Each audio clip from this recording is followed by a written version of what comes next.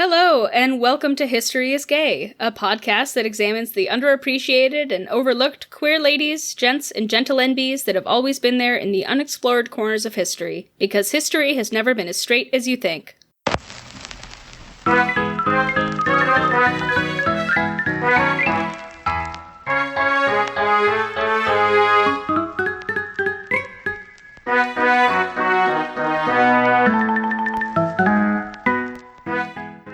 Hello, folks. Welcome to this episode of History is Gay. I am Leigh, your intrepid host, as always, and today's episode is gonna be a bit of a wild ride, because a lot of shit is happening in this country, and we decided that we really needed to talk about it. So I'm bringing back veteran guest host, friend of the pod, Aubree Calvin, for this episode to chat with me. Hi, Aubree. How are you doing? I'm good. Veteran co-host. I like that. Wow. Yeah, we've done like... I've never been a veteran anything. 5 episodes now? I think this is our 5th. Yeah. I think it's our 5th one. It's good to be back. I am good. How are you? I'm doing all right. You know, aside from multiple states in the country continually trying to criminalize my existence. So, yeah, and it feels like my governor's the leader of the pack, which is scary. Texas, get your act together. Right, yeah. As bad as things are...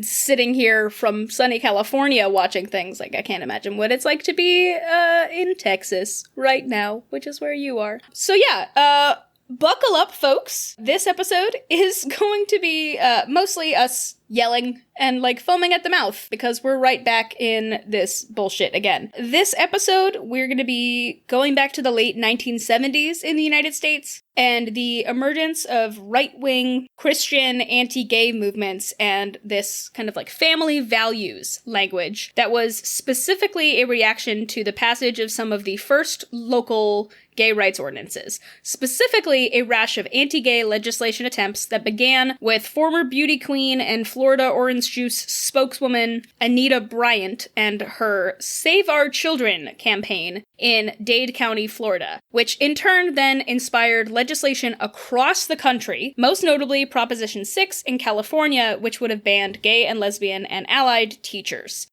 We decided that this was the right time to talk about this stuff. Yeah, absolutely. This new wave of events, despite being terrifying attempts to continually criminalize the queer community, in some ways they've galvanized and changed strategies and tactics of the queer rights organizations and catapulted the topic of LGBTQ rights onto a national level. Mm-hmm. Yeah, so we're at the end of March, beginning of April 2022 right now, and there, so far in 2022, has been, I think, over 240 bills that have been proposed that have been anti-LGBTQ legislation, and the most prominent things that we're seeing right now are the bills in Texas that criminalize parents' attempts to receive trans-affirming medical care for their trans kids and would force people in schools, and etc. to, like, report trans kids to their parents, as well as the Parental Rights in Education Act, also known as the Don't Say Gay bill in Florida, which would ban discussing of any sexual orientation or gender identity or anything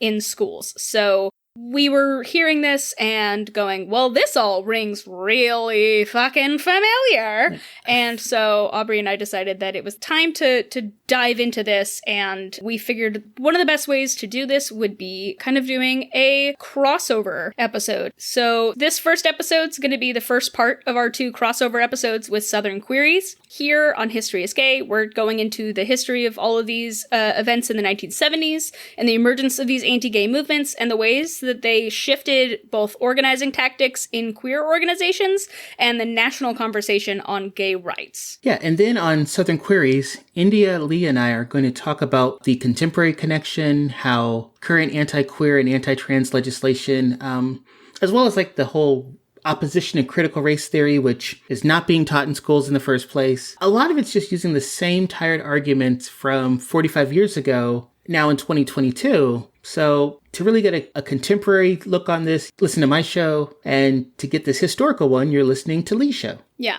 So you may have seen either episode in each other's feeds. We highly recommend you listen to these kind of as a unit. In terms of content warnings for this episode, it's going to be a pretty heavy one, I'm not going to lie. This is going to be one where we're going to try to put trigger warnings and content warnings with our time codes throughout, but just be forewarned and a heads up that there's going to be some really difficult language throughout this entire episode. It's going to have a lot of derogatory language related to the LGBTQ community that might be really difficult to hear. It discusses historical lies around queer people and pedophilia and child molestation, so just a heads up on that.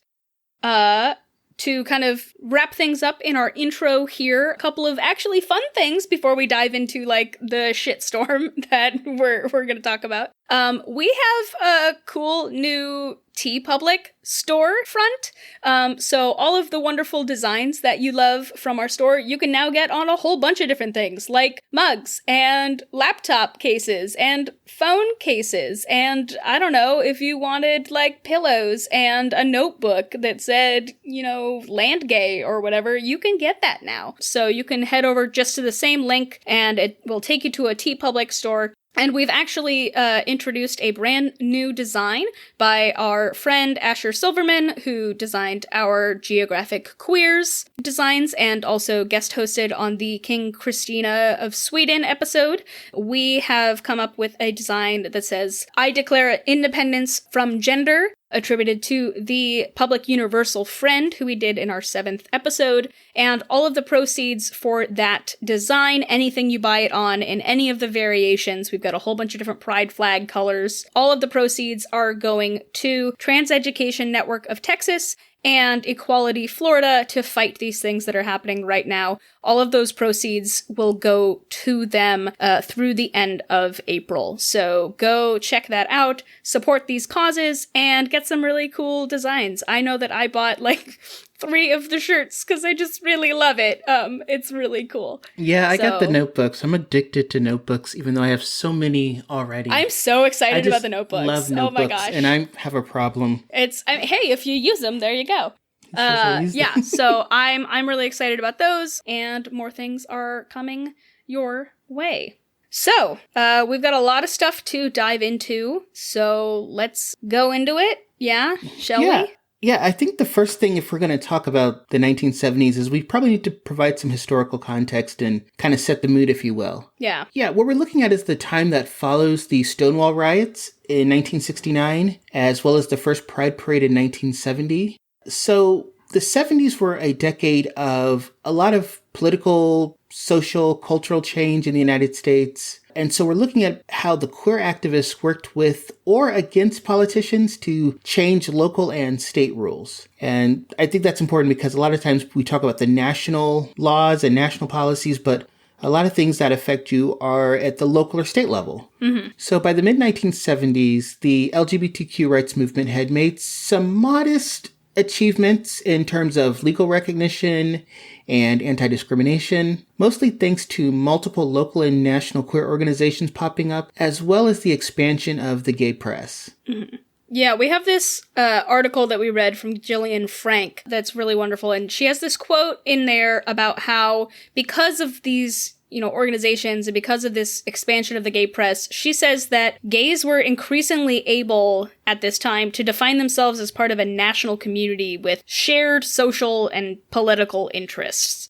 For the first time really seeing ourselves as like a unit. Yeah, and one thing we liked about when researching the gay press is that frequently what would happen in one local area would become news and talked about in another area. Mm-hmm. So when we look at Florida, a lot of the coverage was from a Philadelphia newspaper. And so there's just a lot of this. You would think because it's local newspapers, it would all be separate, but they were all reporting on what each other was doing.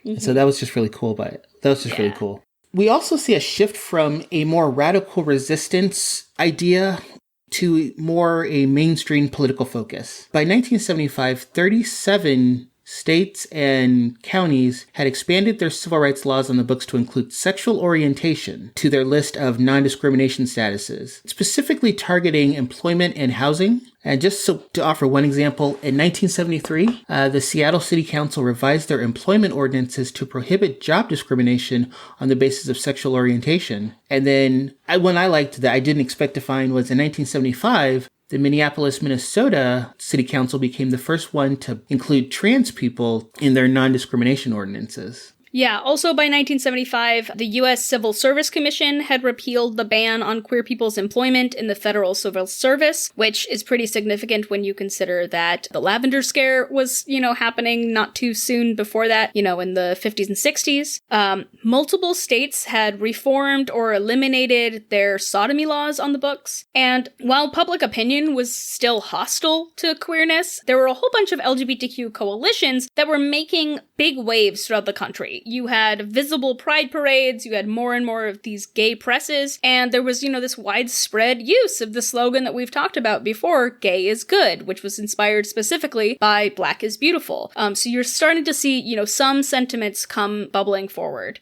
But these efforts towards progress were made, more difficult by a religious and cultural backlash from conservative Christians who saw their mostly Protestant, mostly white, control on defining appropriate values and morals kind of slipping away from their grasp. Much in the way that we see people flailing right now because suddenly you're not in charge of everything. Yeah, and we don't want to dive too deeply into the complete history of the political movement that is the evangelical right. Yeah. But kind of, because that's a whole nother thing, but just looking at the 1970s, kind of going back to that Gillian Frank article, she notes in her article, the civil rights of parents, race, and conservative politics in Anita Bryant's campaign against gay rights in 1970s Florida. Conservative opposition to gay rights had evolved right alongside its opposition to African American civil rights, with language used such as the civil rights of parents to save their children from homosexual influence.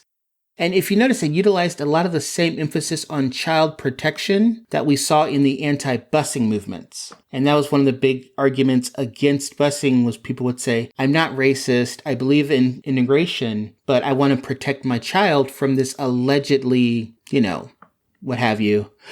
So you saw white-controlled governments around the country were resisting integration, which, led to court-ordered school desegregation and busing policies. The more the city councils pushed back, the more the courts had to get involved. And parents, especially white conservative evangelical parents, especially here in the South, but also all over the country, they were seeing their schools kind of change. And it looked a lot different from when they were kids, and they felt they were losing power and authority in all aspects of their children's lives. And so instead of moms and dads making the decisions, it was the government. And as expected, we see religious fundamentalist parents push back against this. Yeah, you even see in March 1970, President Nixon gave a speech deriding the court-ordered busing. He said that it caused, quote, anger, fear, and turmoil in local communities, and worst of all, agonized concern among hundreds of thousands of parents for the education and safety of their children who had been forced by court order to be bused miles away from their neighborhood schools. So conservatives were attempting to, flip the civil rights conversation by doing it through, the veil of parental civil rights. Like Aubree was saying, I'm not racist, I just care about the education of my children. Which was the same argument they used to promote segregation. Right. I'm not racist, the races just are better apart. Yeah, it's the same thing. Fundamentalists felt that government needed to support the views of religious parents to the detriment of minority students. We're assuming that these same parental civil rights, probably not a tool that Black, Indigenous, and other families of color had, because, that's how it goes, I guess. Absolutely.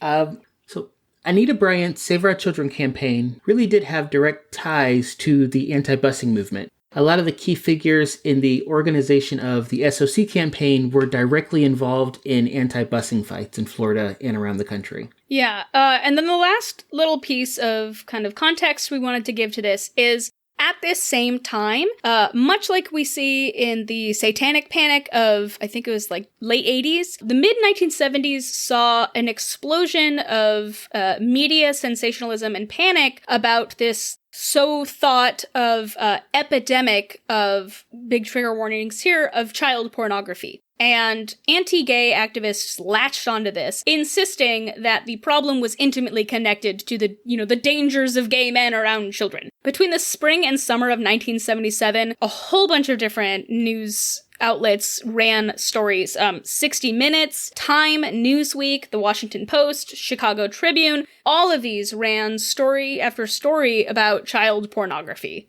Yeah, and a lot of this was spurred on by one social worker who ran a New York City drug addiction treatment center named Judy-Ann Dinson-Gerber. And she claimed that child pornography was a national epidemic and did multiple press conferences and presentations where she would display actual child pornography to grab the attention and the politicians, which is, fucking gross. Yeah, she, basically was like, this is the greatest threat to our children, and it's happening everywhere. And, all the hungry journalists ran to it, and a whole bunch of politicians started enacting, putting all these bills on ballots to, fight the scourge of child pornography. And I'm just seeing such intense parallels between this. Specifically the way that, this idea that child pornography was running rampant and that it was specifically tied to, gay people, news outlets would specifically report on homosexual molesters. But, of course, if it's a straight dude, they're not going to say heterosexual molesters. I'm just seeing intense parallels between this and the way that right now, QAnon has launched onto this idea of child sex cabals and shit happening with high level politicians and important people in the liberal media. And the way that that's just being used as, racist dog whistles, instead of actually fighting actual abuse and trafficking that's happening from the very people that they're supporting. If you really want to fight, trafficking and child sex abuse, maybe you should look at, Trump. Anyway, yeah, that's what I have to say on that. Yeah, the parallels are outrageously similar.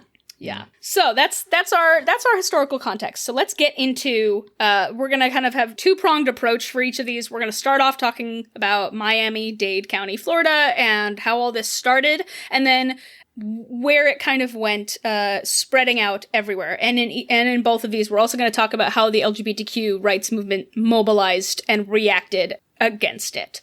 So let's start in Florida. All right. So who is Anita Bryant, and what does she have to do with LGBTQ rights? Well, Bryant is a former pop country singer and devout Christian.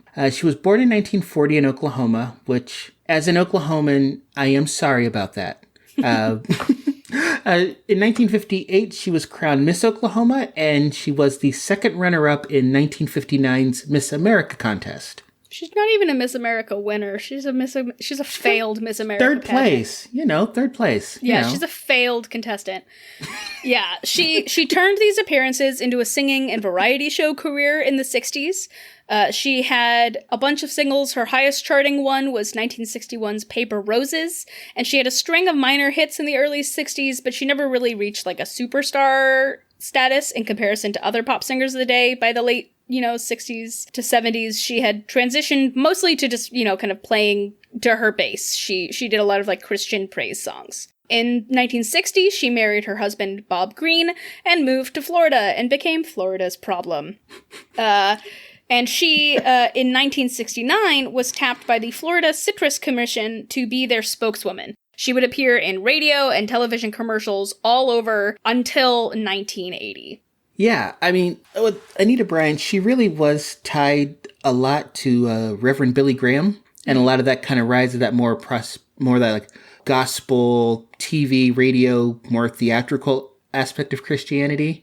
In 1977, Florida conservative political leaders, really including mainly Anita Bryant and her husband, they founded the anti-LGBT organization Save Our Children. And Anita was basically the spokeswoman and the public face of the campaign. And we're going to dive into them more a little bit. And just a quick note on terminology. When we say Miami-Dade County, That's the same thing really as Dade County, which is what it was called. They changed it to Miami-Dade County in 1997. So you might hear us switching between Dade County and Miami-Dade County, but it's the same place and location. It's just, it's not Disney World.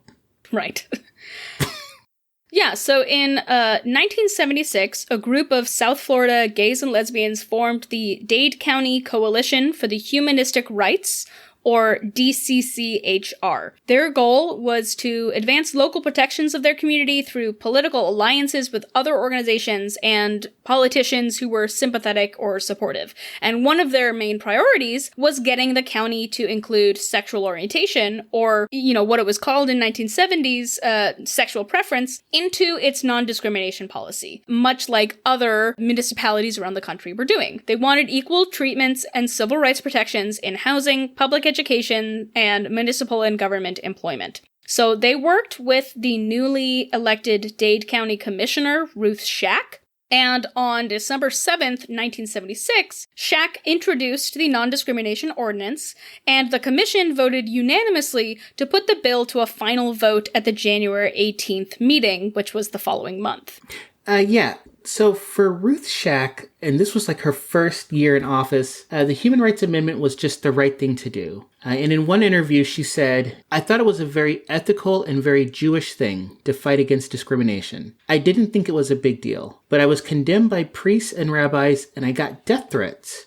People forget that back in 1977, gay people could be fired, could be jailed, could be sent out of their homes and of their theaters. To see my friends going to jail just for being in the wrong place at the wrong time was horrific. Ladies and gentlemen, this is what an ally looks and sounds like. I mean, Yep. She's just amazing.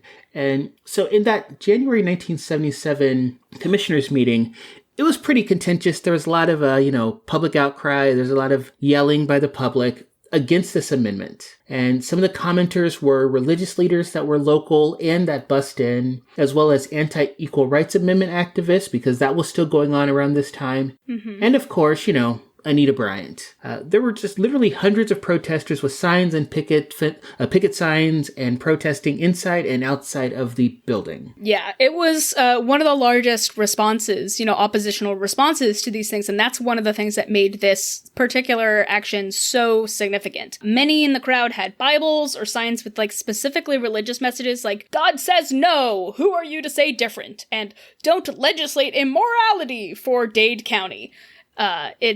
Ridiculous. Each side during this meeting, either for or against the proposal, was given 45 minutes to speak, and the Bible was used to justify both positions. A real choice asshole that we're going to hear from multiple times, Robert Brake, who was one of the chief people opposed to the ordinance, said, trigger warnings for all these fun quotes, "Homosexuals are perfectly free to go into their closets, in their bedrooms, in their privacy, and take care of themselves there." So basically, 1977 version of, I don't mind gay people as long as they don't shove it down my throat. Despite the anger of the crowd, though, the county commission voted in favor of the ordinance, 5-3. So the DCCHR and Ruth Shack had won. Yay! Story's over. Yes, Yay! Episode over. Thank you all for listening, Thanks. And we're out. Yeah. No, of course not. I mean, when is life ever that simple? Right. Yeah. Really, there was a huge fallout after the ordinance passed. After the vote, Anita Bryant said, "We are not going to take this sitting down. The ordinance condones immorality and discriminates against my children's right to grow up in a healthy, decent community." Gotta love that. So, Save Our Children, parentheses, from Homosexuality, Incorporated. is formed just a few days later following this meeting on January 26, 1977, by Florida conservative ministers, politicians, and citizens. Anita Bryant and her husband, Bob Green, are, the main guiding factors here. They had the first meeting in their house, and they strategized specifically a way to repeal the ordinance. Bryant was named the president and the spokeswoman of the organization, although many scholars have stated that most of the actual political planning was coordinated by other leaders and members who had close ties to the state legislature and other larger groups like Stop ERA and the Eagle Forum, and a lot of those folks who we mentioned had previously specifically worked in anti-busing movements. Yeah. So under Dade County law, if a minimum of 10,000 signatures were collected in opposition to an ordinance in less than 30 days, the Metro County Commission would either have to A, reverse the ordinance or call a referendum. So the SOC gathered 60,000 signatures almost in about 25 days, which was 6 times as many as the minimum required. And they formally presented their petition to the commission on February 22nd, 1977. And the really amazing and significant thing about this is that Ruth Shack and the Metro County Commission, being presented with these 60,000 signatures, voted to uphold the ordinance anyway. They were like, fuck you.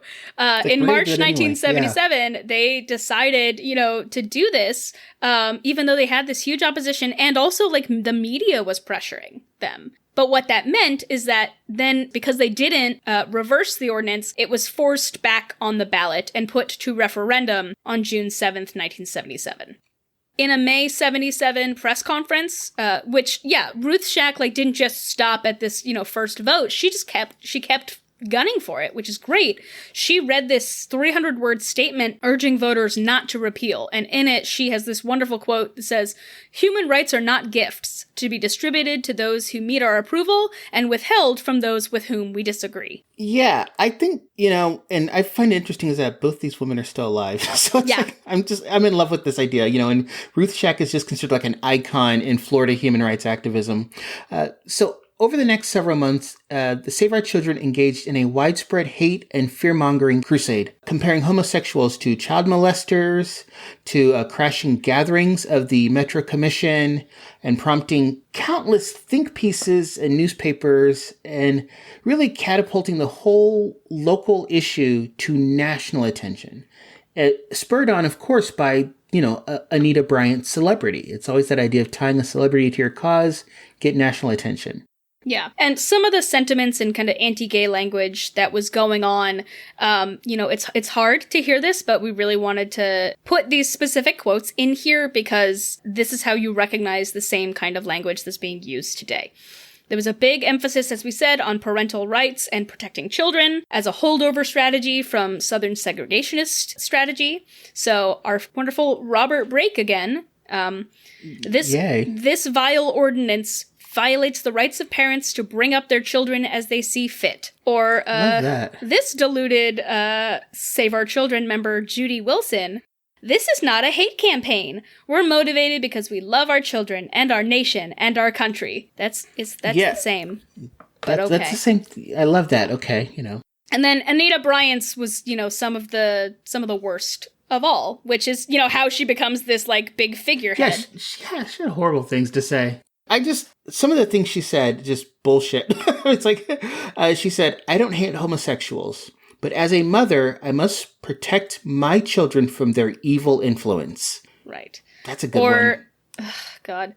Or, homosexuals cannot reproduce, so they must recruit. And to freshen their ranks, they must recruit the youth of America. Oh, I love this one. "The ordinance guts the law on the side of the unrighteous. If homosexuals are allowed to change the law in their favor, why not prostitutes, thieves, or murderers?" Which, good false equivalency there, right? Right, Just yeah. Also, abolition. No. Sex workers and fucking people who, can't survive in a violent capitalist society should not be going to jail. So, yeah, let's change the law. In the same kind of... how she says, I don't hate people, but all these words are so hateful. I love it. Right, exactly. It's the love that, hate the sin, love the sinner. It's, here's another one. "If gays are granted rights, next we'll have to give rights to prostitutes and to people who sleep with St. Bernards and to nail biters." And to that I say, yes, sex workers deserve rights. What of it? Also, nail biters? I don't get that one. I don't know. The whole St. Bernard bestiality thing is the same thing that religious conservatives used when they were against same-sex marriage. Exactly. Yeah. What's next? That's what will happen next. I'm like, this has never crossed my mind. Mm-mm. Do you want to fuck a dog? Is that what's happening? Is that what you think marriage is? Is that why you're concerned? That's so, so gross. Yeah. So gross. Yeah, there was also a stated fear that gay and lesbian teachers were pedophiles that would prey on children and teens. So we reach Election Day.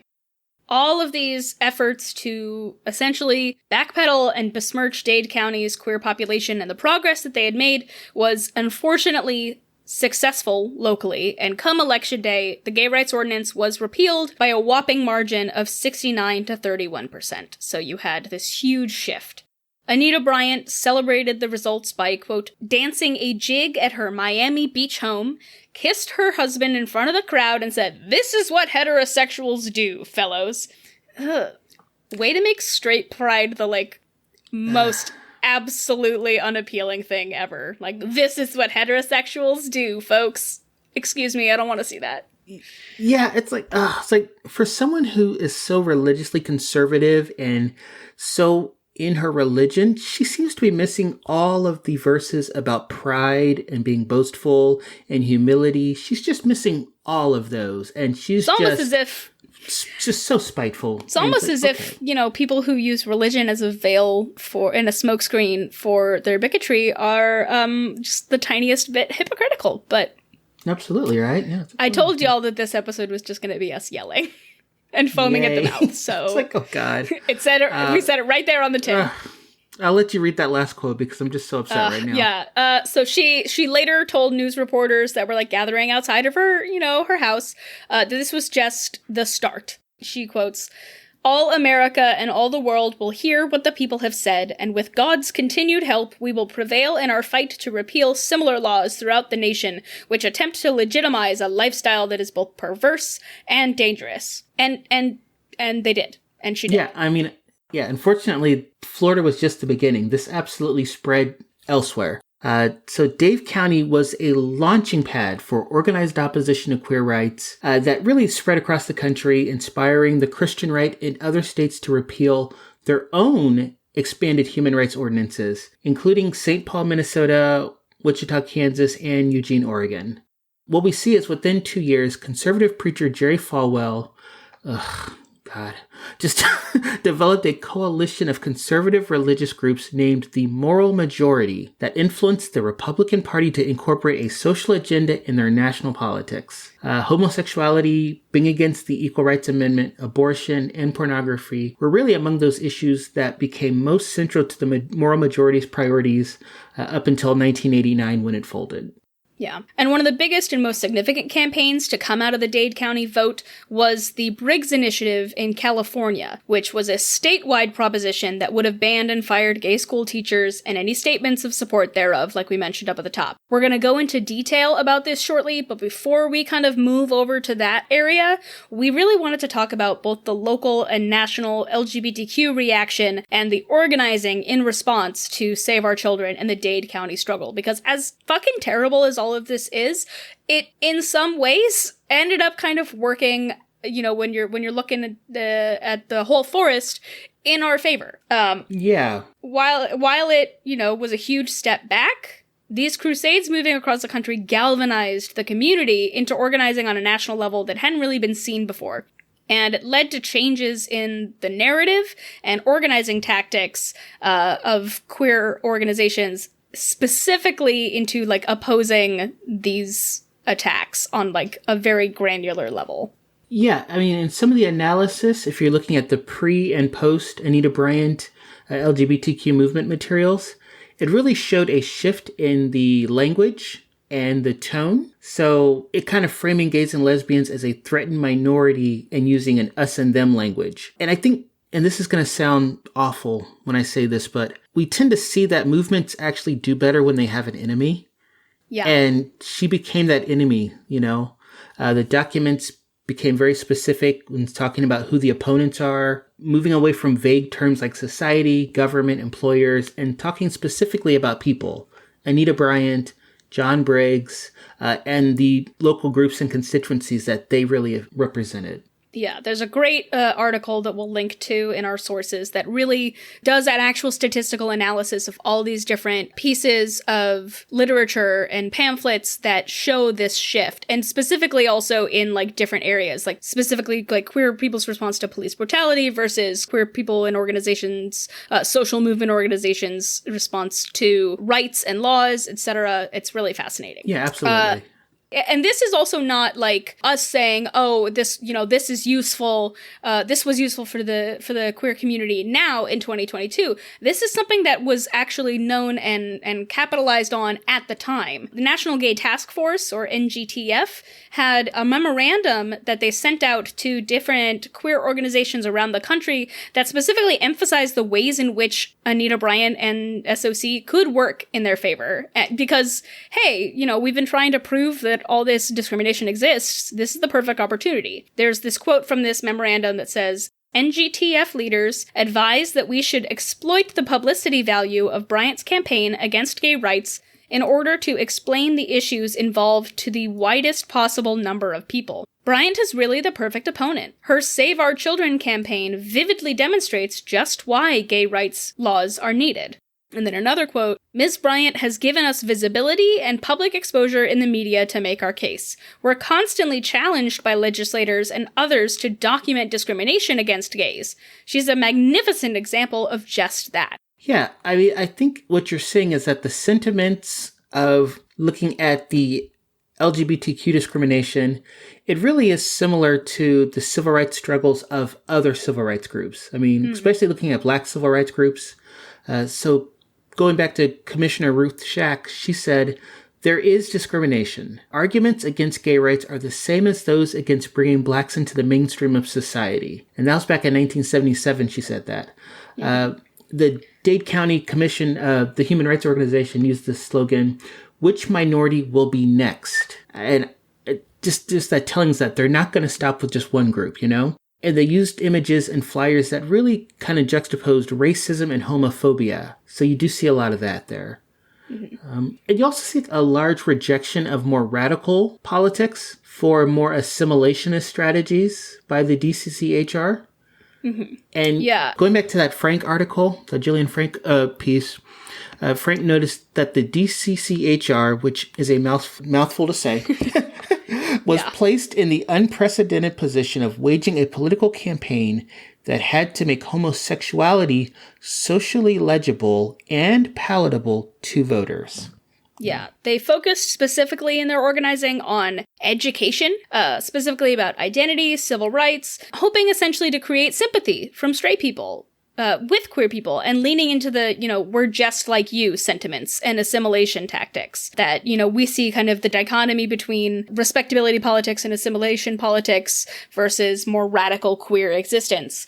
What's going to get us what we need at what time? DCCHR leader Ethan Gato, when he was kind of thinking about the Dade County loss, suggested new tactics. He said, we have to start talking to them in terms of, we are your brothers and sisters, your sons and daughters, your doctors and lawyers. That brings it home. But that means more people must come out, however painful that may be. And the National Gay Task Force started a national education campaign with the theme, we are your children, and sold shirts with this across the country throughout the Advocate magazine. So there's this really, specifically tying into we're going to use their language against them. Yeah, and I think, I like that that's the same language that was used to get more people to support same-sex marriage and LGBTQ rights now. It's like, we are a part of your family, But I don't think we want to give the impression that the gay rights movement was completely unified. There was a definite division within the movement. Before Bryant and Dade County, interest groups focused more on the idea of respectability politics, wearing suits and ties, dressing professionally, working quietly behind the scenes to secure those non-discrimination ordinances that had passed. And during the Florida Save Our Children campaign and after, organizations really became divided between those that wanted to maintain the assimilationist strategy and those that wanted to pursue a more radical and liberation-focused course of action. Yeah, you see that big split. So, as a result of all of this, you really see a lot of direct protesting of Anita Bryant herself. She really became, in the queer community, synonymous. Her name was synonymous with bigotry and homophobia. And, it kind of elevated her to the status of the Empress of the Bigots, if you will, as one protest sign that I really fucking love from the 1978 San Francisco Pride referred to her as. People picketed and protested events that she was supposed to attend, including the Miss National Teenager pageant in 1977, where she was named the greatest American or something like that, which is bullshit. The Southern Baptist Convention in Atlanta in 1978, the National Religious Broadcasters Association Convention in 1978, and what I really loved is the State Bar of Texas's annual convention in 1977, which actually marked the first major political action for the Houston gay community. I think something like 3,000 people gathered and marched, and the first Houston Pride rally happened a year later. Yeah, I've actually, it's always hard to get these estimates. I've heard that it's closer to 10,000 people, but honestly, who can know? Honestly, a shit ton of people. Yeah. I think this idea of protesting is very interesting because if you go back to just 10 years earlier, in 1968, Anita Bryant actually performed at both the Democratic and Republican National Convention. So to see such a turn in 10 years where she goes from being loved by all political sides to being reviled and protested everywhere she went was just so amazing. Yeah, she even had a television series that was proposed that she was going to be a part of, like a variety show, and it ended up being canceled because of her campaign. The producers did not want to invite all of that drama. The main sponsor, Singer Sewing Machines, pulled out, and the producers, said things like, "We want this to be a pleasant show. We'd like to have as little difficulty as possible in any direction." Which, of course, that didn't stop Anita Bryant from blaming queers for her lost opportunity, rather than, the fact that, she just stepped in her own shit and couldn't keep her mouth shut.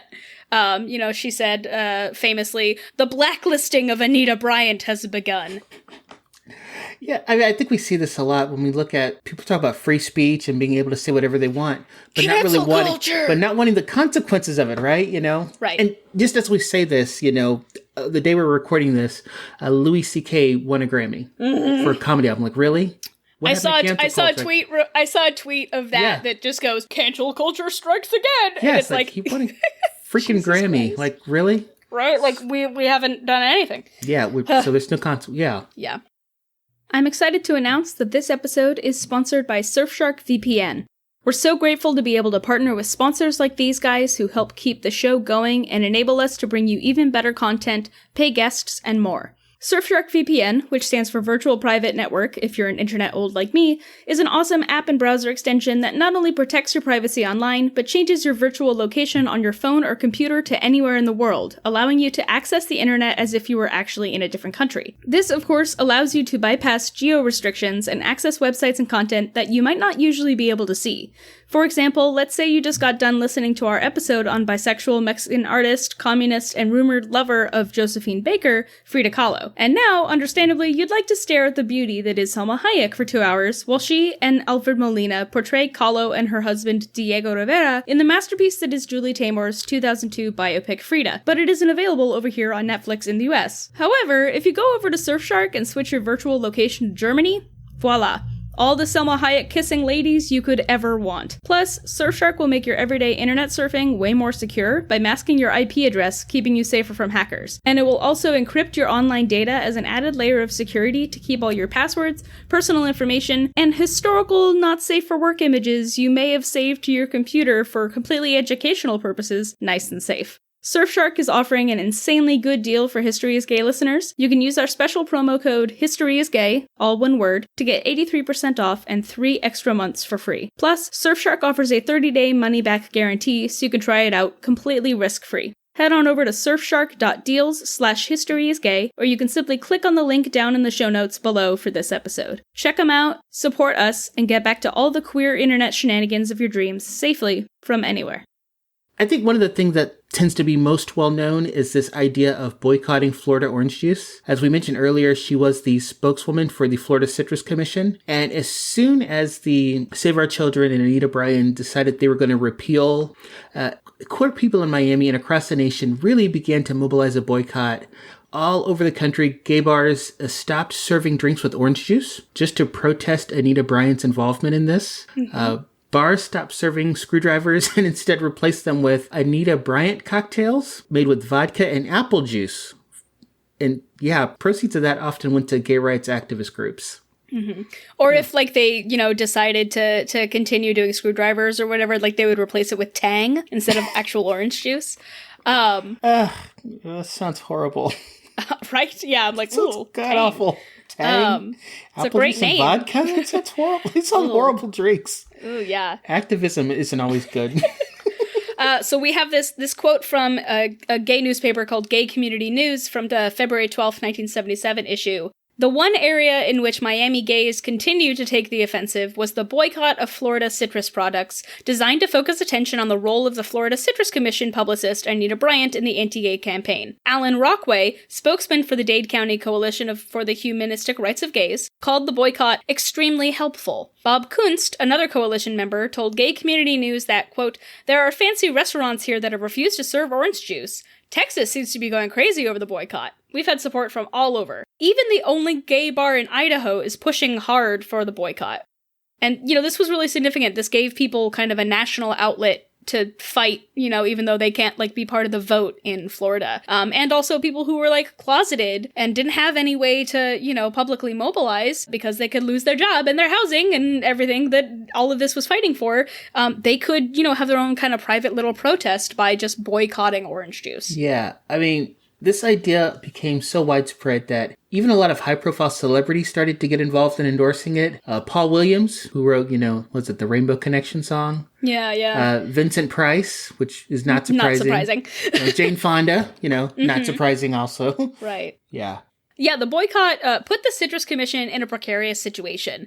They had already, even before all this, had been considering dropping Anita Bryant from, being spokeswoman just because, the ads weren't performing as well as they, wanted them to. But once all of this started happening, if they fired her, they could be seen as giving into pressure from queer rights organizations or advocating a pro-gay stance. And also, if they fired her, all of Anita's supporters would probably threaten a counter boycott. Not probably, they did.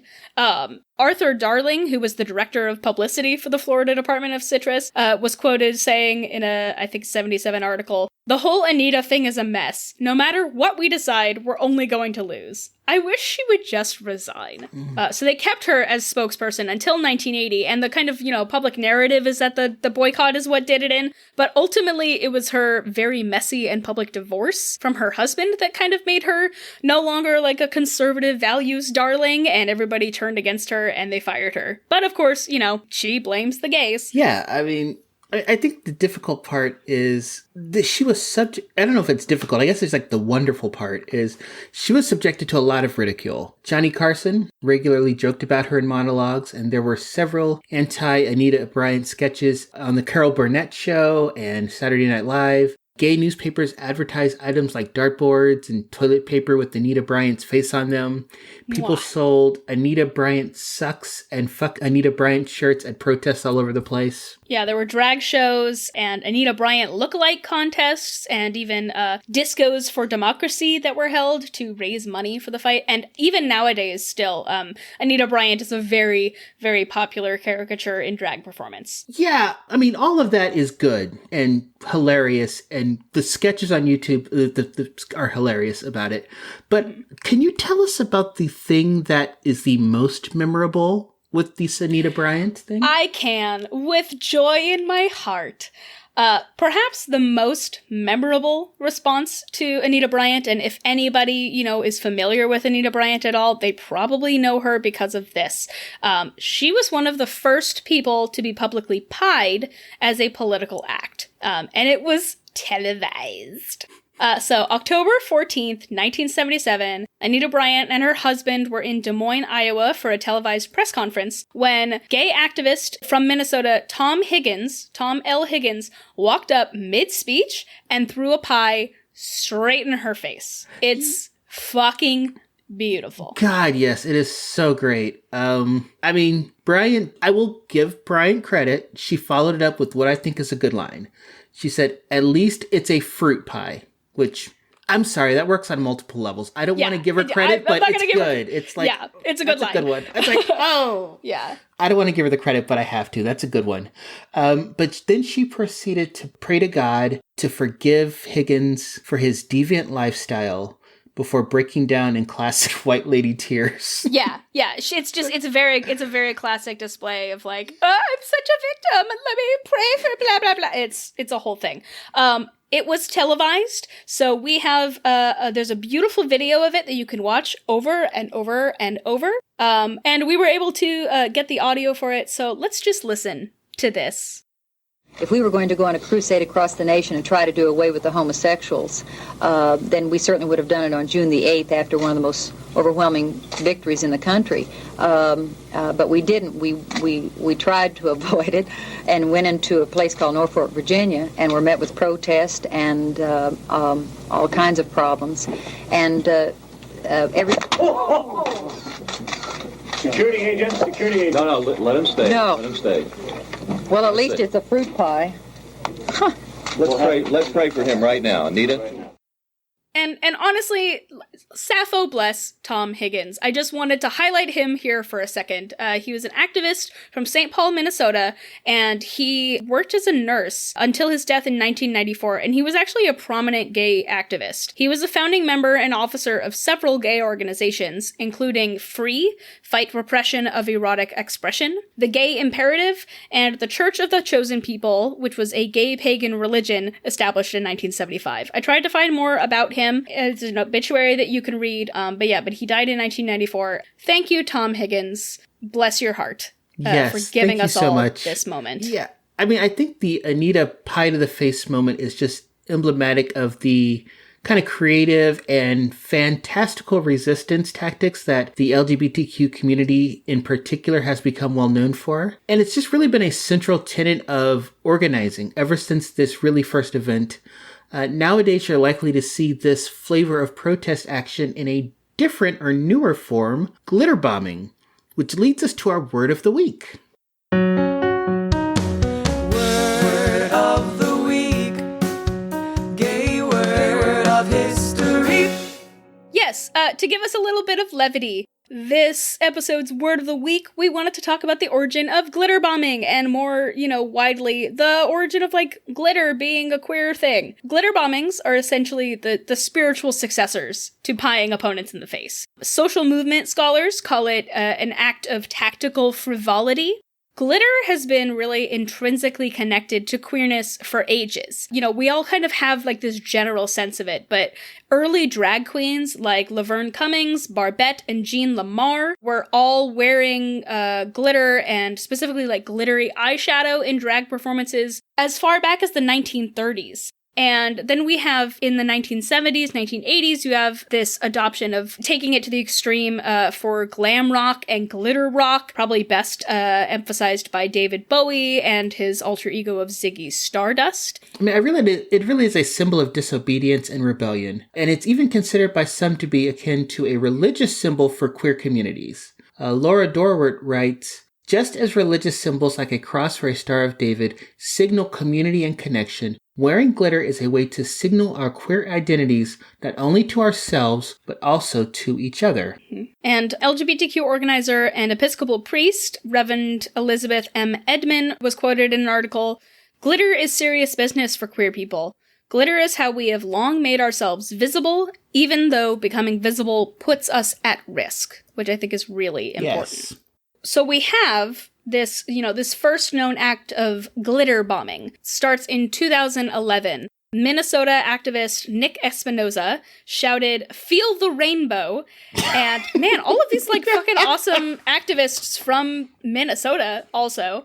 Minnesota activist Nick Espinoza shouted, "Feel the rainbow," and showered Newt Gingrich, conservative talk show host and noted homophobe, with an entire, this was a detail that I only found in one article and it makes me giggle so much, doused him with an entire Cheez-It box full of glitter during a book signing. Oh, I love that.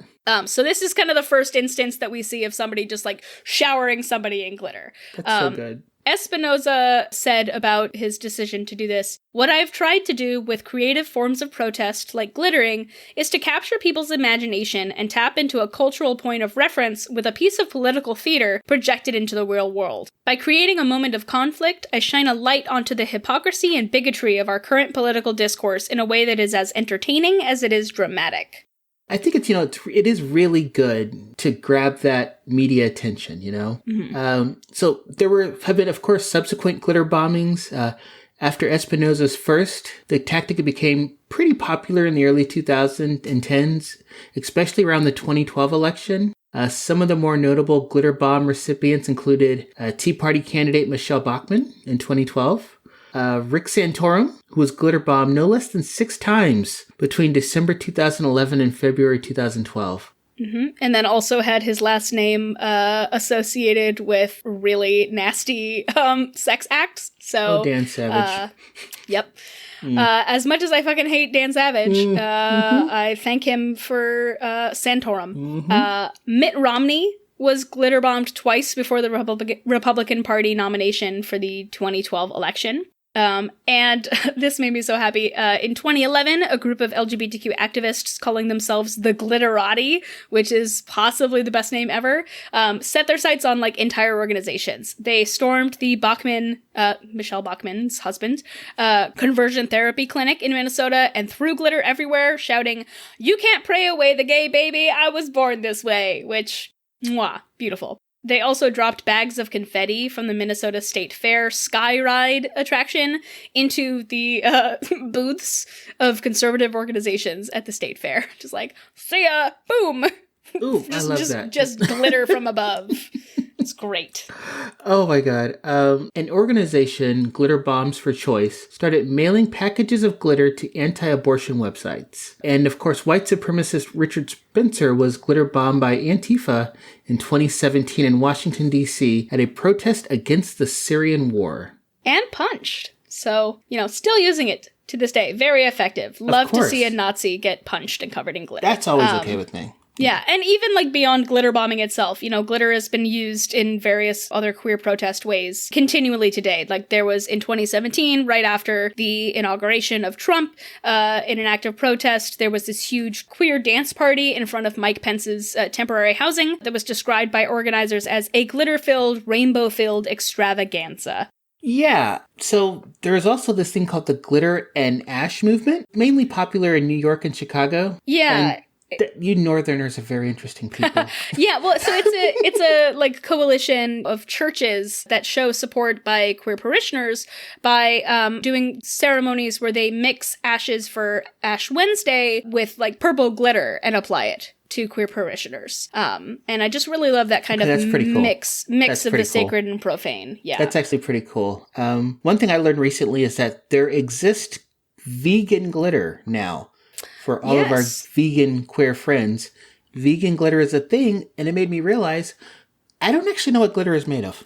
I think glitter's made of plastic, which, is tough, right? It's we want to love glitter, but it's made of microplastics. But these days, there's a lot of efforts to make it biodegradable. Yeah, that sounds like science, which I don't believe in, so never mind. Yeah, so go forth into your lives now with the knowledge of glitter bombing and, Glitter and be gay. Glitter and be gay. Yes, perfect. Word of the week. Gay word of history. All right. So that was our word of the week. Back to our narrative. So we've moved out of Dade County in Florida. And inspired by all of these precedents of it spreading across the country in all of these different municipalities, in 1978, a conservative California state senator from Orange County named John Briggs escalated this campaign from repealing local ordinances to attempting to enact anti-gay legislation at the state level for the first time by introducing Proposition 6, which attempted to ban gays and lesbians and anyone who expressed support for queer people from teaching in schools. Yeah, the text of the initiative stated that any public school teacher, teacher's aide, administrator, or counselor could be fired, even with union contracts in place, if they were found to have engaged in, this is the line of the initiative, public homosexual activity, not discreet and not practiced in private, whether or not such act at the time of its commission constituted a crime. Or public homosexual conduct, which is defined as the advocating, soliciting, imposing, encouraging, or promoting of private or public homosexual activity directed at or likely to come to the attention of school children and or other employees. That's a lot. Yeah, that's a lot. And this was yet again backlash against local advancement in queer rights. Earlier that year, Harvey Milk had introduced San Francisco's first gay rights ordinance, the Human Rights Ordinance as it was called, which the New York Times at the time deemed the most stringent and encompassing in the nation. We're going to talk a tiny little bit about Harvey Milk, but Harvey Milk is his whole own episode. But Briggs and their campaign gathered over 500,000 signatures to put the repeal on the ballot. And this was, much like in Dade County, it was several hundred thousand more than were required. In his own words, John Briggs said, 1/3 of San Francisco teachers are homosexual. I assume most of them are seducing young boys in toilets, which is a disgusting fucking quote. Yeah. Referring to gay teachers, he also said, most of them are in the closet, and frankly, that's where I think they should remain. Briggs specifically modeled his initiative after the Dade County repeal and success of this protecting children language. He previously campaigned with Anita Bryant in Dade County, and he even went as far as naming his organization California Defend Our Children. Or in some places you can see California Save Our Children. So literally just another branch of this same argument and same organization. Yeah, I mean, this was much more specific to a profession than the Dade County one. Mm-hmm. And so we have to ask the question, why were teachers targeted here? And that kind of brings us to the idea of queer labor, which was a term I had never really heard of until 1 or 2 years ago. And one reason that Briggs targeted teachers was because of this concept, queer labor, or also known as queer work, which does refer to careers or professions that gays and lesbians could take that cross traditional gender lines. Because teaching was considered women's work, it was one of the few professional jobs where educated gay men could work without much conflict or fear of being outed. Similarly, single lesbians could teach without too many questions related to their marital status or relationship status. And another reason why Briggs targeted teachers was so that they can use lies to connect gay people to child molesters and recruiting children to homosexuality. And we talked about this briefly back in our labor movement coalitions episode. This idea of queer work, comes back to Alan Barabay, and we're going to see a large amount of the resistance to Briggs comes from teachers' unions. A few months before the election, polls were showing that the Briggs Initiative had a ton of support, and that it would most likely end up the same way that Dade County and all of these other places had. As late as August in 1978, 61% were in favor, 31% opposed, 8% were undecided, which is actually the exact same margin. I mean, I think there was percentages that, we leave out here. These are roundings, but pretty much the same percentages that the Dade County won by. Yeah, just the opposite. Yeah. Well, no, this one was we voted against it. Well, no, so this 61% was in favor of the Briggs Initiative. The polling, yes. Yes, these are the polls. These are the polls. I just looking at numbers on the screen, I just confused myself. I'm like, no, this turned out differently. But it actually ended up being a similar margin. So by election day on November 7th, 1978, due to a huge mobilization of grassroots organizing that we're going to talk about next, the initiative was defeated by over 1 million votes. So you had 59% voting no and 41% voting yes. And even in Briggs' home county of Orange County, they voted no, which is an absolutely conservative stronghold. Even still to this day. Yeah, it's terrible. I'm sorry, everybody who lives in Orange County. So to celebrate, kind of on the flip side, reverse of what happened in Dade County, Around 8,000 people ran out and celebrated on Castro Street in San Francisco, even, dancing along to the Gay Freedom Day marching band when the results were announced, and they then marched to the Prop 6 headquarters and celebrated in front there. And in LA, you had around 3,000 people who gathered at the Beverly Hilton Hotel for a No on 6 rally, and this was even attended by LA Mayor Tom Bradley. So in Florida, we get defeat. In California, we get celebration. So that's good. I mean, you see that kind of learning the different tactics, taking a loss and learning how to campaign against it. And I think that's one thing we see is that, and so kind of looking at the LGBTQ response and how Proposition 6 was defeated, unlike what came before it, the Briggs Initiative really was a huge turning point. And it was the first campaign since the Dade County loss that actually ended up being defeated. But it wasn't without a lot of struggle and without a lot of organizing to make that happen. Yeah, much in the same way, that we saw with organizations kind of capitalizing on Bryant, California queer activists utilized this extreme public bigotry of Briggs and the initiative to their advantage. Don Bradley, who was the manager of the No on 6 media campaigns, said in an issue of the Bay Area Reporter, which is a gay newspaper in San Francisco, Briggs himself was an asset. If we had hired somebody from Central Casting to head an effort against us, they would have charged double for someone like Briggs. Which, I fucking love that quote. So good. Yeah. Some of the main actors in the fight against Briggs were Harvey Milk and Sally Gearhart, who's someone who frequently kind of gets left out of the narrative. We'll do a whole episode on her. She's a really fascinating figure. She was a professor, she was a science fiction writer, she was a lesbian, feminist, and separatist, and she and Harvey Milk publicly debated John Briggs on TV, which is a huge turning point. You also had activists from Bay Area Gay Liberation, or BAGEL, which is the best acronym, including Tom Amiano, Hank Wilson, and Ron Lanza, and trade and labor unions, and within that, rank-and-file teachers who were actually appealing to these unions were major actors. And you even had, community groups that sprang up, like Bay Area Committee Against the Briggs Initiative, or BACABI, that were really credited with turning things around. Yeah, I mean, which, for the record, BAGEL is just a better acronym than the DCCHR. DCCHR. Sorry, Dade County. It's just better. BAGEL is better. West Coast, Best Coast. I don't even like bagels, but that's okay. I eat what are called donuts, which are a better bagel.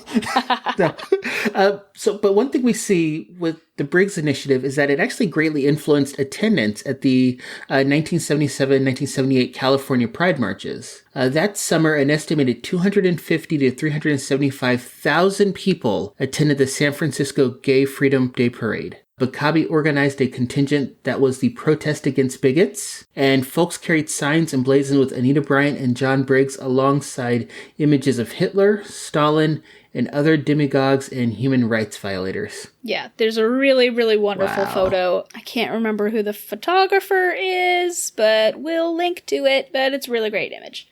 Yeah. So we kind of wanted to break down just a little bit of what some of these individual actors did to contribute. So starting off with Harvey Milk and Sally Gearhart, on September 6th, 1978, Briggs and Harvey, who was the first openly gay man elected to public office, if you are not familiar, we still haven't done a full episode on him, but we've mentioned him in multiple episodes. He was elected to the San Francisco Board of Supervisors, and Sally Gearhart debated Prop 6 on live public TV. And this was, really something significant. This was one of the first times that you really saw what was basically seen as media bias for queer people.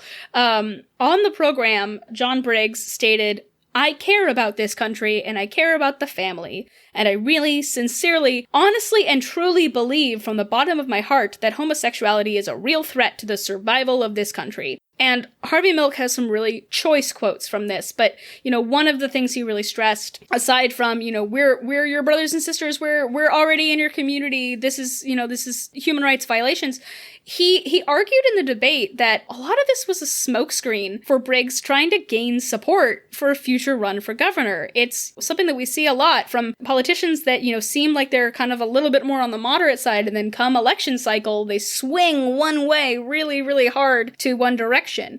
So we have this rebuttal from Harvey Milk where he says, you know you're lying. You know you're changing the statements around, just like you shifted the money around in your campaigns. You talk about morality, and I question, what is your real motive behind it? What is your real ambitions behind this? And Harvey Milk and others in the movement, really at this point encouraged the gay community to come out of the closet, to really publicly embrace, being part of this community in order to garner support from straight allies around them to defeat the measure. That same language that NGTF was saying, that strategizing and tactics, really was applied. That, we're already part of your lives. Support us. Yeah. I mean, I think another area that you get a little bit of support from is in the kind of political world. The proposition gained opposition, so people were saying no on 6, from both President Jimmy Carter and former California Governor Ronald Reagan, who, for the record, still a piece of shit, but he did oppose this. And Reagan actually went on record saying, it has the potential of infringing on the basic rights of privacy and even constitutional rights. Reagan added, whatever it is, homosexuality is not a disease like the measles. Prevailing scientific opinion is that an individual's sexuality is determined at a very early age and that a child's teachers do not really influence this. God, what a quote to hear in 2022. From Reagan. It's like, yeah, okay. Whatever it is, homosexuality is not a disease like the measles. Meanwhile, fucking 10 years later. Yeah, I mean, the whole, it's cool that Jimmy Carter came out against it and Gerald Ford, but for the whole Reagan thing, this was really risky because in just 2 years, he ran for president in 1976, didn't get the nomination. In 1980, he would actually win the presidential race based largely on Falwell's moral majority support and these other conservative evangelical groups. So they pushed him into the White House in 1980 and 84, and then he showed who he really was. By completely disregarding the gay community during the AIDS epidemic, by downplaying it, by saying people were being punished for their lifestyle. So he completely did a 180 here, which is just, he showed who he really was. It just was very opportunistic. And I mean, we will say that, it very well may have been the fact that Reagan, being governor, was showing opposition to this that was, part of the tipping point in overturning this. Briggs specifically publicly, we really wanted to bring up this one person. He specifically publicly attacked a gay second grade teacher named Larry Berner, who was from Healdsburg, California, which is an area outside of San Francisco Bay Area. During a press conference, he essentially, referred to Berner saying, if you'd put a second grade child with a homosexual, you're off your gourd. We don't let necrophiliacs be morticians. Again, false equivalencies. And gross. Yeah. But, much like our heroes in Tom Higgins and Nick Espinoza, Larry Berner was out in his private life, but not at work. And he actually came out at his elementary school job to join the campaign to fight the initiative and became one of the most outspoken campaigners. We had this quote that I really wanted to include. He said, "I've already been hit once by guilt, fear, and ignorance, which filled me with self-hate and controlled my social and personal behavior for 30 years. I'm determined to stand and fight, determined to live and work as a member of this society with rights equal to those of everybody else." So I thought that was really powerful. Yeah, I mean, I think we have to remember these are individuals that this would affect. Individual teachers that are just trying to live their lives. This initiative would have affected real lives and real jobs, So one thing that we want to highlight is trade unions and labor and their involvement here. Trade unions were actually some of the biggest actors against the initiative. LGBTQ teachers encouraged and convinced the American Federation of Teachers, the AFT, which was the second largest teachers union in the country, in California to oppose it. The LA and San Francisco Bay Area were also very significant in this organizing. Yeah, in the San Francisco Bay Area, some of the really significant coalitions were Gay Teachers and School Workers, GTSW, who were originally called the Gay Teachers Coalition. And then forming out of GTSW, you have the Lesbian School Workers, specifically in late 1977. And many of LSW's leadership, as we saw, with many labor unions, were Jewish, and they also specifically fought alongside Prop 6. They fought against Proposition 7, which would have extended prison terms for murder felonies and expanded the death penalty. They fought against this in solidarity with organizers of color who were saying, like, Prop 6 and Prop 7 go hand in hand, and they are going to disenfranchise poor people and queer people and brown and black people. And Proposition 7 was another Briggs led effort as well. Like this Briggs wasn't just hating one group. Briggs hated a lot of groups. So it was really significant that, these trade unions specifically collaborated with other caucuses and labor unions and worked on specifically outreaching to other traditionally marginalized communities, much like we saw in the Coors boycott. This is yet another incidence where you have a really tight collaboration between labor and queer movements fighting for kind of more radical liberation. So some of the labor effort was focused on education and fundraising. For example, the Gay Teachers Coalition newsletter in late 77 and early 78 really challenged and countered the Christian rights claims of queer people being dangerous to children. So there's this one quote from the newsletter that said, "We have been accused of child molesting, recruitment, and trying to influence children's sexuality. In fact, statistics, observation, and common sense prove that sexuality is not determined by the sexual orientation of the teacher or school worker. In addition, studies show that most sex crimes are committed by so-called normal straight men." And this was something that was, reiterated multiple times with multiple different actors. I mean, you had, Gay Activist Alliance were saying these same things, really trying to, steer that moral panic over, child pornography and child molestation to, okay, but look at the... look at the actual statistics. And, that just continually reminds me of, all the bullshit arguments of, well, but if we let trans people use the bathroom, then men pretending to be women will attack women and children in bathrooms. And I'm like, show me. Show me one time ever when a trans woman has pretended to be a woman to attack children in a bathroom.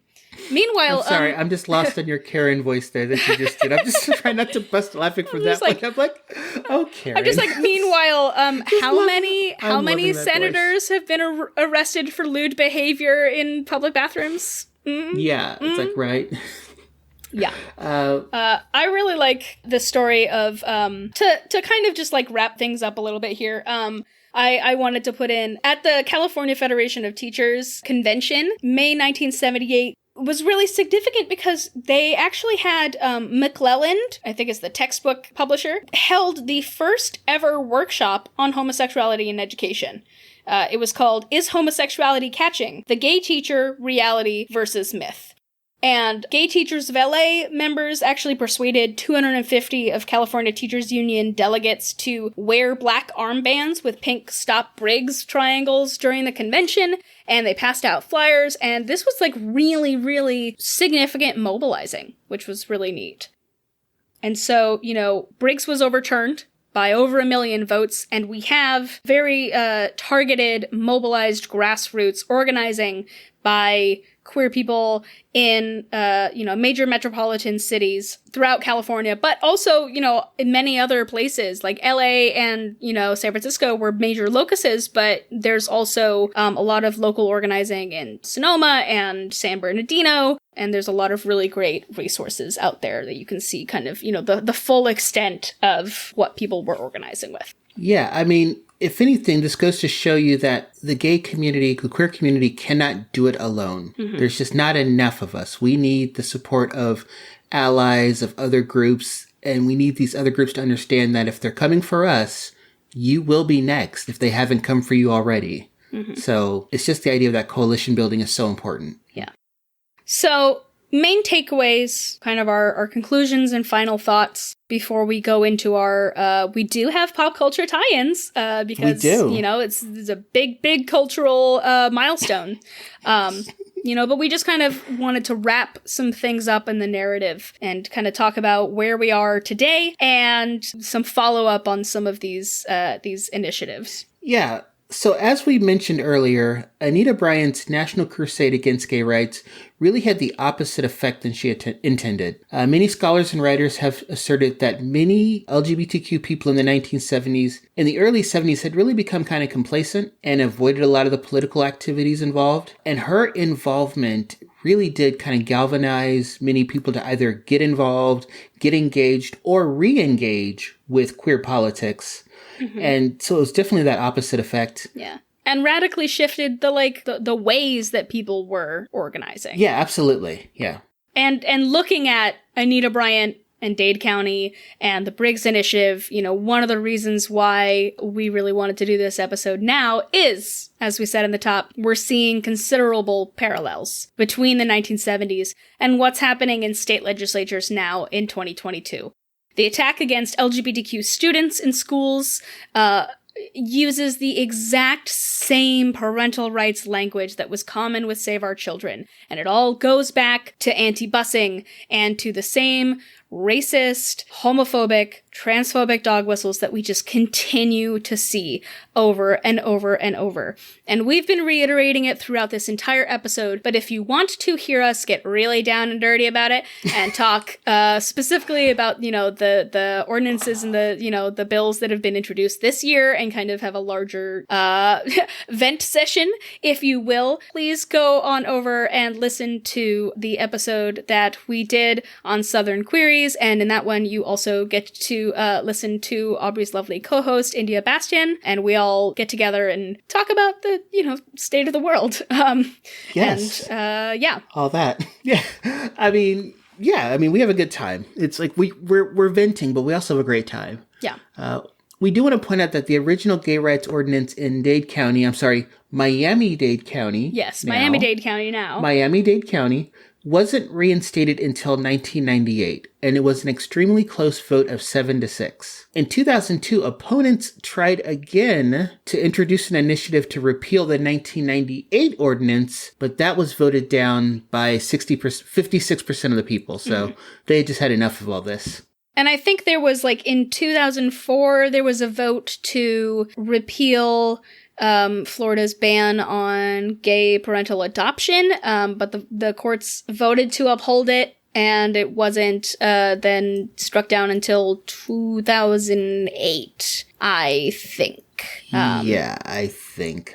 John Briggs, that asshole, retired from the California Assembly in 1981. He did some more trying to run for various positions and failed because he basically became a laughingstock. He died in 2020. Get wrecked. Whatever. Yeah. Anita Bryant is known to have had multiple bankruptcies and home foreclosures, places like Arkansas, throughout the South. Imagine consequences. Right? And of course we mentioned she's on her second marriage and they're still married since 1980. And which I didn't know this going into this, Anita Bryant is still alive. Yeah, she's in her ripe old 80s.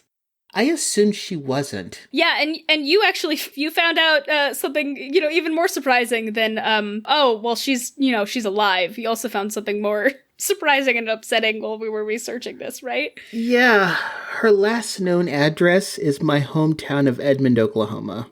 And they've given her awards, and she's been recognized by the Oklahoma governor. And the actual address is a mile from my mother's house. No. Yes, I was looking at it on Google Maps. I'm like, oh my God, that's a mile from my mom's house. I've driven by that house. I mean... And this is why I left Edmond. Although I love all my friends there. You know what? This is why I left. You know who hasn't received a glitter bomb, probably? Yeah, except, as I always tell my students, if you're going to do crime, don't talk about it on the radio or don't record it. Shit. No one listened to this episode. If you're going to do crime, don't have records of it. So no one tell anybody. Everyone leave her alone. She's basically retired and she's got no money and she's already a laughingstock and no one takes her seriously. Just leave her alone and let the consequences of her poor life choices be what they are. But in one of the most beautiful cases of schadenfreude and, dramatic irony, Anita Bryant's granddaughter, Sarah Green, in 2021 came out as bisexual and stated that she is marrying a woman. And there were actually a few articles kind of on her struggle with her grandmother and, whether she was going to invite her to the ceremony. And it does not seem like, from those quotes, does not seem like Anita Bryant has changed anything. And she's, No. I feel really, really fucking bad for Sarah Green. It's like, that's your grandma. Well, no, and Sarah Green's parents, like Anita Bryant's children, which do seem pretty pro-LGBTQ. Yeah. Yeah. There's a part where you're like, well, it was the times, but, she doesn't seem to be changing her tune anytime soon. But this is what the DCCHR and Harvey Milk were saying when we talk about we are your children, we're your sons and daughters. This is directly in Anita literal. Bryant's family. Holy Like, it's shit. literally what they were saying in the arguments against it. Yeah. Like, Against I hate... the repealing the Dade County Ordinance. I hate to say that, like, somebody being, like, queer is somebody's karma, because, that makes it, like, a negative thing. But, but it feels like a, kind of divine coincidence in some ways. Yes. Absolutely. Yeah. And so we mentioned, like, Anita Bryant is no longer in the public eye. She really hasn't been public since 1980 or so. I mean, some on the whole gospel Christian circuit, but really for mainstream America, we've all kind of moved on. Save Our Children basically folded around the time with the divorce, and it was kind of outpaced by more prominent organizations like Phyllis Schlafly's The Eagle Forum, Moral Majority with Jerry Falwell, The Rise of Pat Robertson, and people like Tim LaHaye. Mm-hmm. Yeah, and even Save Our Children actually ended up needing to change their name legally to, I think they changed it to Protect Our Children, Protect America's Children or something, because of multiple lawsuits from Save the Children. Yes, which is the different organization. Which is a different organization. And I don't know if they're good or not. I just know they're a different organization. Well, but it's also a different organization than what QAnon are doing with Save the Children. Yes, different. They're not doing anything helpful there. No, yeah. No, it is an actual legitimate organization for like children's, like international children's international children, advocacy around the world. Yeah. So. Pop culture tie-in. Yes. A whole bunch of people have made multiple references. We talked about, like, there's SNL skits, there's a Carol Burnett sketch that we'll try to link to, but there's, some others we wanted to point out here. So for one of them, country musician David Allan Coe included a song called Fuck Anita Bryant on his album Nothing Sacred in 1978.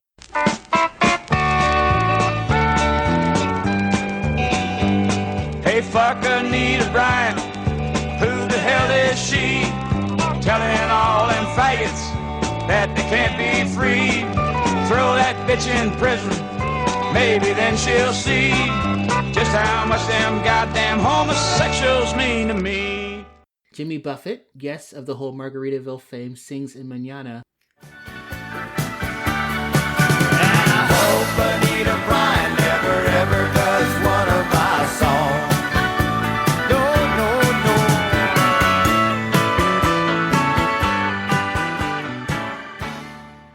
Yeah, this one I really love. Punk band Dead Kennedys, which has been one of my favorites for many years, references Bryant and others, like Aubree was just mentioning, who are big figures in the moral majority, in their song, Moral Majority. And the lyrics are, you're planning for a war with or without Iran, building a police state with the Ku Klux Klan, pissed at your neighbor, don't bother to nag, pick up the phone and turn in a fag, blow it out your ass, Terry Dolan, blow it out your ass, Phyllis Schlafly, ram it up your cunt, Anita, cause God must be dead if you're alive. God must be dead if you're alive.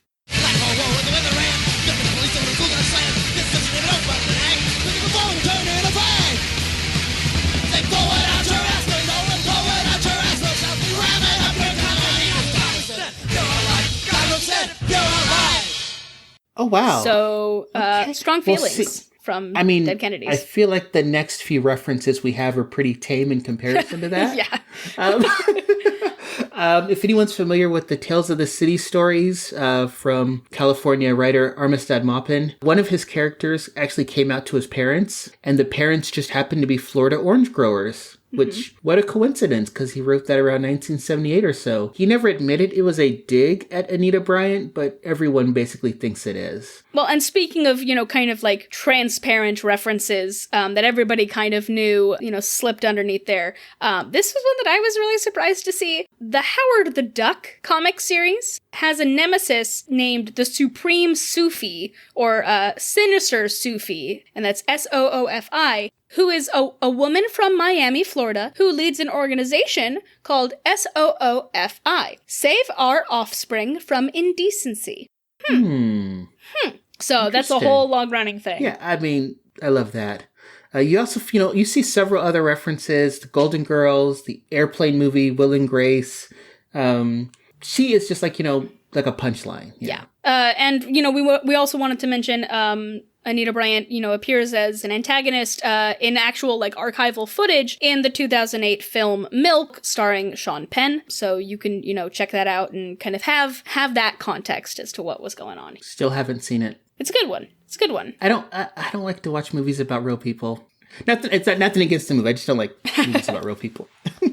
So we've reached the part in the episode where we usually do How Gay Were They? Where we rate our people that we are talking about on a scale of, we rate their queerness and their gayness. And we really kind of, didn't really know what to do about this one, because I don't want to ascribe the good gay, ratings to any of these people. I would say maybe let's do, we could do a how anti-gay were they? Or let's do the reverse. Yeah, let's say Aubree. How hateful, how bigoted were they? Yeah, how anti-gay were all these fuckwads? And then on the flip side, how gay were, some of our wonderful activists that fought all of this? I think for the activists, total easy, I think I would give the activists at the local level about 12, not glitter bombs, but glitter praise. Nice. All over themselves, like glitter everywhere that they want it to be. A glitter shower. Glitter shower, glitter makeup, glitter eyeshadow, glitter everywhere that they want it to be. For Anita Bryant and Jerry Falwell and all those fuckers, I'd give them 1,959 pies in the face, because that was the year she lost Miss America. Oh! So 1,959 pies in the face to Anita Bryant. Oh my god, that's so good! How am I gonna follow that up? Five episodes in, I'm finally getting the hang of it. The shade! Oh, that's so good. Shit. Oh man. Okay. So for our wonderful activists, especially like Tom Higgins for giving us the majesty of pieing Anita Bryant in the face, I will give 13 out of 10 rainbow unicorn stickers. How about that? Just one of the gayest things that I can think of in 2022. Wonderful gay unicorns to lift them up into the sky away from all of these terrible people, and I would say into the future where things are better. But there's a reason why we're doing this episode now. Yeah, I mean, there's ebbs and flows. Yeah. For Anita Bryant, for John Briggs, for everybody, I will do negative 69 million points and 2022 pies to the face. How about that? Ooh, I like that. There we go. Yes. Somebody, I don't know, somebody needs to make some, like, what's it called? Like the Fine Brothers remixes of like news footage. Somebody needs to make like a Fine Brothers style song that is the video of Anita Bryant getting pied in the face, combined with like all of the different like glitter bombings. That'd be really fun. I love that. Oh, I love that. Yes. I love that. So yeah, thank you so much, Aubree, for coming on here and doing this episode with me. Well, thank you for coming on my show. Yes. Thank you for suggesting this as a topic. Aubree is, the person who came to me and was like, hey, a lot of shit's going on right now. Maybe we should talk about this. Any excuse to talk to you, really. Yeah. First I'm like, same. I want to talk to Leigh. What can I talk to them about? And then the topic comes second. Yes. First I just want to hang out with you. It's almost as if we've become friends over the last couple of years. Wow. I know, weird, right? Well, in case people have not heard your lovely voice on this podcast or your podcast before, can you tell listeners who may be new to you where they can find you on the internet and more of your work? Sure. I am Aubree Calvin. I am a writer and podcaster and teacher. And when I'm not talking about queer life in the South, I'm usually writing one thing or another about queer culture and families. You could find me obsessing over Star Trek and Doctor Who on Twitter at Aubree Calvin, and that's AUBREE. And then you can read some of my writing in Gay Parent Magazine, where I have a regular column. Yay! And Leigh, what do you do? Where are you at on the interwebs? On the interwebs. I am Leigh. If you don't know, I have a last name, and maybe I should start actually doing that in these episodes. Going to say. So I'm your host, Leigh Pfeffer. I don't have a very radio-y name. When I'm not nerding out about old-timey queer folks, I'm usually talking about comics and queer TV, and also ranting about things on Twitter at A Paradox in Flux, and usually crying about Xena episodes on my couch. We are rushing to get this episode out before I go away for my annual Xena summer camp, which I'm really excited about. Yay! Yeah. And to see connections between Anita Bryant and the current state of anti-LGBTQ legislation, once you hang up on this episode, make sure you listen to the second part of our conversation on the Southern Queeries feed. Or alternatively, on this feed, if we end up doing a feed drop. We still haven't quite figured that out, so we haven't figured that out yet. You'll know as soon as you listen to this episode. All right. History is Gay podcast can be found on Tumblr at History is Gay Podcast, Twitter and Instagram now at History is Gay Pod, and you can always drop us a line with questions, suggestions, or just to say hi at historyisgaypodcast@gmail.com. If you enjoy the show and want to support us in continuing to make it, you can join our newly revamped Patreon. As a patron, you can get access to our new super secret Discord server, which has been really fun. I've had a really wonderful time just getting some direct kind of hangout time with listeners. We are also doing Sappho's Salon minisodes, where we'll treat you to love letters and poems from queer historical faves. We just put a really fun one out last month. Pop culture tie-in live watches that we have planned, and future queer history trivia nights. We've got exclusive merch and even more. I'm really proud of this kind of new phase of Patreon. You can become a patron by going to the support section on our website or patreon.com/historyisgay and join the ranks of our patron community, along with the amazing Renee DeLu, Kirsty McKeown, Ronaldo Diaz, and wow, this name sounds so familiar. Aubree Calvin, thank you so much for becoming a patron of History is Gay podcast. Maybe we'll have you on the show sometime as a special patron gift.